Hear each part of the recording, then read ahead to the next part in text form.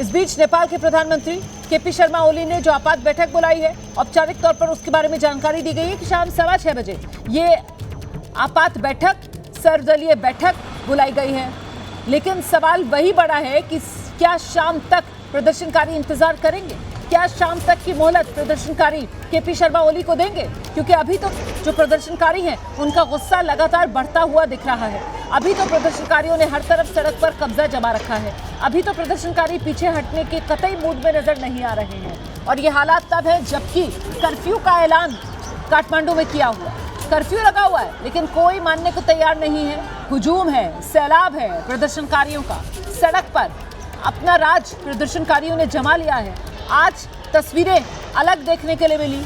आज पुलिस पस्त नजर आई प्रदर्शनकारियों के सामने। आज प्रदर्शनकारी पुलिस पर हावी नजर आए। आज प्रदर्शनकारी पुलिस को दौड़ाते हुए नजर आए, पुलिस पर पथराव करते हुए नजर आए। और प्रदर्शनकारियों में गुस्सा कल की घटना को लेकर भी था, जिस तरीके से कल सुरक्षा बलों ने प्रदर्शनकारियों का दमन किया। और वो युवा, वो कम उम्र के बच्चे, कुछ तो स्कूली छात्र जो इस प्रदर्शन में शामिल थे, काबू करने के लिए कल प्रदर्शन को खुली फायरिंग की गई। कई प्रदर्शनकारियों के सीधे सिर में गोली मारी गई। 21 लोगों की मौत हो गई। 500 के करीब लोग घायल हैं और कई घायल ऐसे जो अस्पताल में जिंदगी और मौत के बीच झूल रहे हैं और कई घायल ऐसे जो अपनी मरहम पट्टी कराने के बाद आज एक बार फिर सड़क पर उतर आए इस सरकार के खिलाफ, केपी शर्मा ओली के खिलाफ। और ये तस्वीरें देखिए आप, कैसे गृह मंत्री का घर वहां तोड़फोड़, ऊर्जा मंत्री का घर वहां तोड़फोड़ की गई, वहां पर नोट उड़ाए गए, लूटपाट की गई। विदेश मंत्री का घर, उसे फूंक डाला गया। कानून मंत्री का घर, वहां पर पत्थर चले। और बीच की तस्वीर आप देख रहे हैं प्रधानमंत्री केपी शर्मा ओली का निजी आवास, और वहां पर भी जमकर घेराबंदी करने के बाद पथराव और फिर आगजनी की गई है। ये तस्वीरें हैं जो नेपाल के हालात को बयां कर रही हैं। नेपाल में डिप्टी पीएम समेत 10 मंत्री अब तक इस्तीफा दे चुके हैं, लेकिन प्रदर्शनकारियों का गुस्सा शांत नहीं हो रहा। एक और बड़ी खबर आ रही है नेपाल में विद्रोह से जुड़ी इस वक्त की बड़ी खबर। जल्दी ही नेपाल छोड़ सकते हैं प्रधानमंत्री ओली।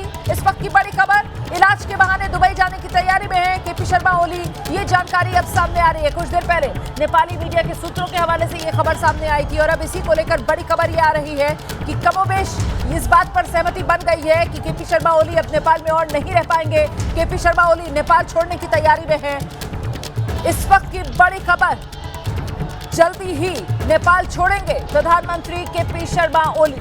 कोई और रास्ता बचा नहीं है केपी शर्मा ओली के सामने, सिर्फ और सिर्फ नेपाल छोड़ने का ही एक विकल्प बचा है।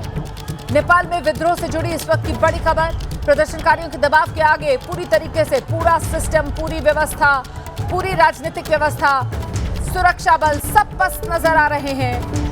और अब बड़ी खबर ये कि एम्बुलेंस में बैठकर नेपाल के मंत्री भाग रहे हैं। बहुत जगहों से खबरें यह सामने आ रही हैं कि अपनी जान बचाने के लिए, प्रदर्शनकारियों के गुस्से से बचने के लिए कई मंत्री एम्बुलेंस में बैठकर बचते हुए नजर आए। कई मंत्री एम्बुलेंस में बैठकर भाग रहे हैं। ये बड़ी खबरें हैं जो सामने आ रही हैं। नेपाल में स्थिति लगातार बद से बदतर होती हुई और ऐसे में अब जानकारी ये मिल रही है क्योंकि निशाने पर प्रदर्शनकारियों के गुस्से के नेपाल की सरकार है, सत्ताधारी लोग हैं, नेपाल के मंत्री हैं। ऐसे में नेपाल के मंत्री बचने के लिए एम्बुलेंस का सहारा ले रहे हैं। बहुत से मंत्री एम्बुलेंस में बैठकर भाग रहे हैं, प्रदर्शनकारियों की जद से दूर जा रहे हैं, अपनी जान बचा रहे हैं। क्योंकि प्रदर्शनकारी जो हैं, उनके सामने जो भी कुछ आ रहा है, सब कुछ जलाकर खाक करने पर प्रदर्शनकारी आमादा हैं।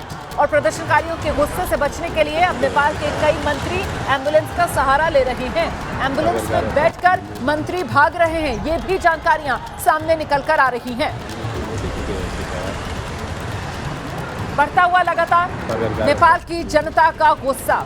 कल तक जो आंदोलन सिर्फ जेन ज़ी का था, आज वो आंदोलन नेपाल की आम जनता का बन चुका है। और इसीलिए सिर्फ युवा ही नहीं, बल्कि वो युवा जो कल सड़कों पर उतरे हुए थे, बड़ी तादाद में उनके माता पिता भी आज सड़कों पर उतरे हुए हैं। 21 जिंदगियां कल छिन गई। 21 नौजवान कल नेपाल में बर्बर तरीके से उन्हें मार दिया गया। इसको लेकर प्रदर्शनकारियों में बहुत नाराजगी है। प्रदर्शनकारी कह रहे हैं कि दुनिया ने ऐसी क्रूर सरकार नहीं देखी होगी, ऐसा अत्याचारी शासक नहीं देखा होगा जैसे अत्याचारी केपी शर्मा ओली है, जिन्होंने अपने ही बच्चों पर गोलियां चलवा दी। ये नेपाल के अपने बच्चे थे।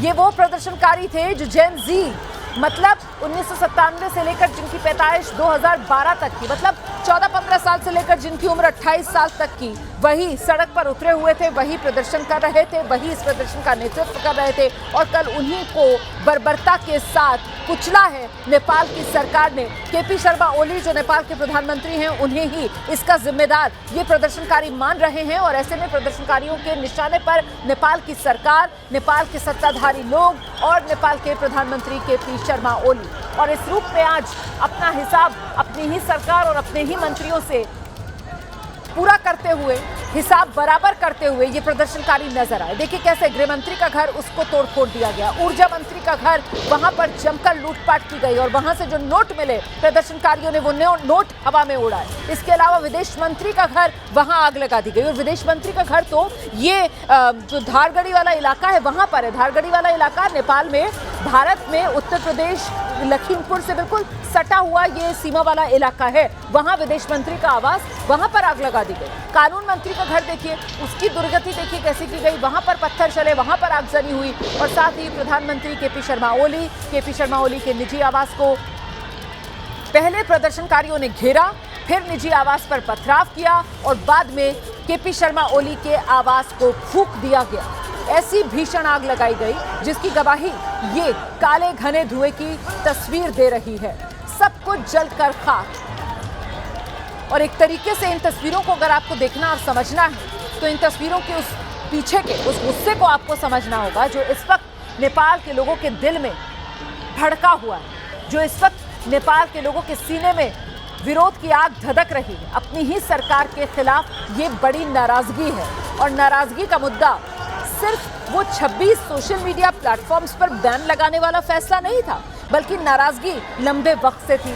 नाराजगी पनप रही थी रह रहकर उस भ्रष्टाचार के खिलाफ जिसने गहरी जड़ें जमा ली थी नेपाल की समाज में, नेपाल की व्यवस्था में। उस बेरोजगारी के खिलाफ जिसके चलते नेपाल का युवा परेशानियों का सामना करना पड़ रहा था। नेपाल के लाखों युवाओं को अपना देश, अपना घर-बार सब छोड़कर रोजी रोटी कमाने के लिए दूसरे देशों की तरफ आना पड़ रहा था। लाखों की तादाद में तो आप जानते हैं नेपाल के लोग भारत आते हैं रोजी रोटी कमाने के लिए। तो इन तमाम मुद्दों को लेकर नेपाल के लोगों में नाराजगी बहुत ज्यादा थी पिछले काफी महीनों से। और एक बड़ी वजह नाराजगी की ये भी कि जो ये नेपाल का शासन है, जो शासन व्यवस्था है, जो शासक है अभी के केपी शर्मा ओली, वो तो पूरी तरीके से विदेशी ताकतों के हाथ की कठपुतली बन गए हैं। वो तो पूरी तरीके से विदेशी ताकतों की गोद में जाकर बैठ गए हैं। वो तो सिर्फ और सिर्फ अपने विदेशी आकाओं के हित में ही फैसले ले रहे हैं। नेपाल के आम आदमी के हित में नेपाल सरकार, प्रधानमंत्री केपी शर्मा ओली कोई फैसले नहीं ले रहे। इसी को लेकर भी नेपाल में आम लोगों में नाराजगी और वो सब बातें मिलती चली गई, मुद्दे जुड़ते चले गए और वो गुस्सा लोगों का फूटा उस विरोध प्रदर्शन के तौर पर जो कल हमने नेपाल की सड़कों पर देखा। लेकिन इस विरोध प्रदर्शन से, इस आंदोलन से निपटने के लिए जो तरीका नेपाल सरकार ने अपनाया वो तो और क्रूर तरीका था।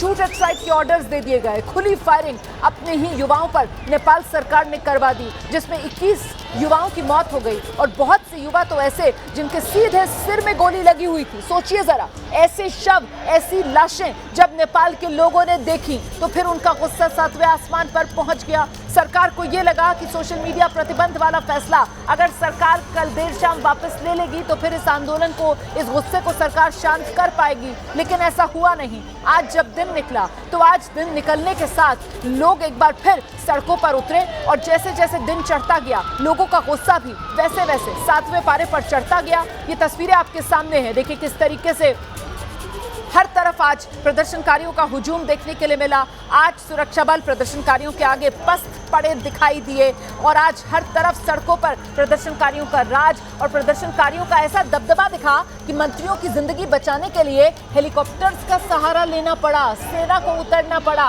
मंत्रियों की जान बचाने के लिए, क्योंकि प्रदर्शनकारियों ने घेर लिया था वो भैंसपाटी वाला इलाका जहां पर नेपाल में कई मंत्रियों के आवास हैं और वहीं पर 6 सेना के हेलीकॉप्टर्स उतारने पड़े।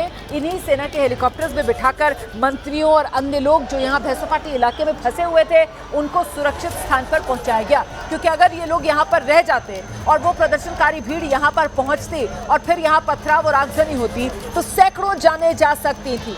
इसी के मद्देनजर सेना का ये एक्शन, सेना ने 6 हेलीकॉप्टर्स के जरिए यहाँ फंसे मंत्रियों और अन्य लोगों को सुरक्षित स्थान पर भेज दिया है। तो नेपाल में ये विद्रोह की आग जो लगातार धधकी हुई है, और बड़ी बात यह कि जब तक केपी शर्मा ओली कुर्सी नहीं छोड़ेंगे तब तक ये आग शांत नहीं होगी, ये आग नहीं बुझेगी, ये तो तय है। अब इंतजार इसी बात का किया जा रहा है कि आखिरकार कब वो खबर सामने आएगी कि केपी शर्मा ओली ने इस्तीफा दे दिया है। कब ये खबर सामने आएगी कि नेपाल में सत्ता से बेदखल हो गए हैं केपी शर्मा ओली। जब तक ये खबर सामने नहीं आती तब तक प्रदर्शनकारी शांत नहीं होंगे, तब तक प्रदर्शनकारियों का गुस्सा यूं ही बना रहेगा और तब तक प्रदर्शनकारी यूं ही सड़कों पर डटे रहेंगे। प्रदर्शनकारियों की तरफ से बार बार इस बात को दोहराया जा रहा है, ये अत्याचारी शासक है। प्रदर्शनकारियों के निशाने पर सीधे सीधे केपी शर्मा ओली है। प्रदर्शनकारी खुलकर ये मांग कर रहे हैं केपी शर्मा ओली को कुर्सी छोड़नी होगी, केपी शर्मा ओली को सत्ता से बेदखल होना होगा, इस सरकार को हटना होगा कुर्सी से और नया राजनीतिक व्यवस्था नेपाल में लानी होगी। यही वो मांग है जिसको लेकर प्रदर्शनकारी सड़क पर डटे हुए हैं। प्रदर्शनकारी कैसे आगजनी कर रहे हैं, तस्वीरें आपके सामने। प्रदर्शनकारियों का गुस्सा थमने का नाम नहीं ले रहा। देखिए कैसे सड़क पर हर तरफ प्रदर्शनकारी उतरे हुए हैं, नारेबाजी हो रही है, विरोध किया जा रहा है और बड़ी तादाद में महिलाएं भी आज के इस प्रदर्शन में बढ़ चढ़ कर हिस्सा लेती हुई नजर आ रही है। युवाओं की तादाद काफी है और आज तो हर उम्र के लोग सड़क पर उतर आए क्योंकि बस अब बहुत हुआ। अब इस सरकार को बदलना जरूरी है। ये सरकार नेपाल की जनता के हित में नहीं। यही वो मनस्थिति कह लीजिए आप, यही वो मनोभाव कह लीजिए आप, यही वो नारे कह लीजिए आप जो गूंजते हुए सुनाई पड़ रहे हैं नेपाल की फिजाओं में। बड़ा सवाल ये कि प्रधानमंत्री ओली कब जाएंगे, क्योंकि अब तो एक तरीके से वो उल्टी गिनती, वो काउंटडाउन चल रहा है, तो किसी भी पल खबर आ सकती है प्रधानमंत्री ओली के इस्तीफे की। इस बीच एक और बड़ी खबर नेपाल में विद्रोह पर, इस वक्त की बड़ी खबर मैं आपको बताने जा रही हूँ। संसद में घुसने की कोशिश में है प्रदर्शनकारी। संसद के बाहर सेना और प्रदर्शनकारी अब आमने सामने।